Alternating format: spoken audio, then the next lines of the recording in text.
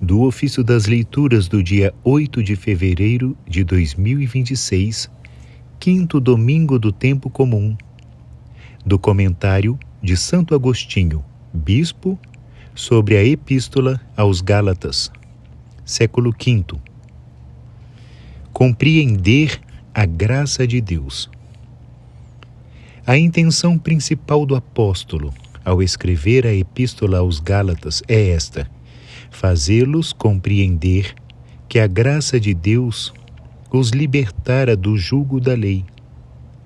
Com efeito, depois de lhes ter sido anunciada a graça do Evangelho, não faltaram alguns provenientes da circuncisão que, embora cristãos de nome, não tinham compreendido ainda o dom da graça e por isso queriam continuar sujeitos à lei.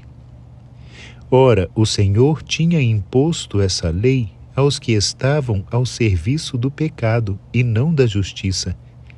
Era uma lei justa em si mesma, dada por Deus a homens injustos, não para tirar os pecados, mas para os pôr de manifesto, porque só pode tirar o pecado a graça da fé, que atua pela caridade.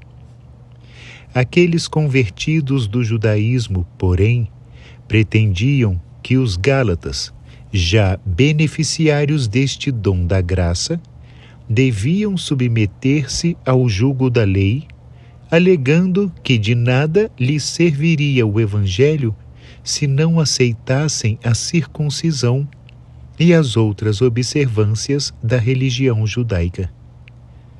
Por esta razão começaram a levantar suspeitas sobre o apóstolo Paulo, que pregara o Evangelho aos Gálatas, acusando-o de não seguir a doutrina dos outros apóstolos, que obrigavam os gentios às práticas judaicas. O apóstolo Pedro tinha cedido ao escândalo de tais homens, chegando a simular que também pensava ser inútil o Evangelho para os gentios que não cumprissem os preceitos da lei. Desta simulação o demoveu o próprio apóstolo Paulo, como se lê nesta epístola. O mesmo problema aparece também na Epístola aos Romanos, mas parece que há uma diferença entre uma e outra. Na Epístola aos Romanos, não tem dificuldade em solucionar a contenda e resolver a questão entre os fiéis que vinham dos judeus e os que vinham dos gentios. Mas nesta Epístola aos Gálatas, escreve àqueles que já se tinham deixado perturbar pela autoridade dos que vinham do judaísmo e que os obrigavam a observar a lei.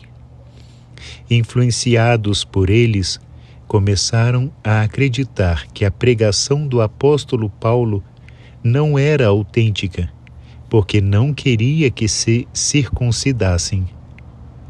É por isso que ele começa assim a carta: surpreende-me que tão depressa tenhais abandonado aquele que vos chamou pela graça de Cristo para passar a outro evangelho.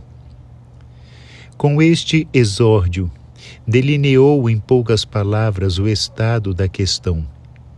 Mas, já na própria saudação inicial, quando afirma que é apóstolo, não da parte dos homens, nem por mediação dos homens, afirmação que não se encontra em nenhuma outra epístola, dá claramente a entender que tais insinuadores não falavam da parte de Deus, mas dos homens, e que, no que se referia à autoridade do testemunho evangélico, era tão apóstolo como os outros, porque sabia muito bem que a sua missão apostólica não vinha dos homens, nem por mediação dos homens, mas por Jesus Cristo e por Deus Pai.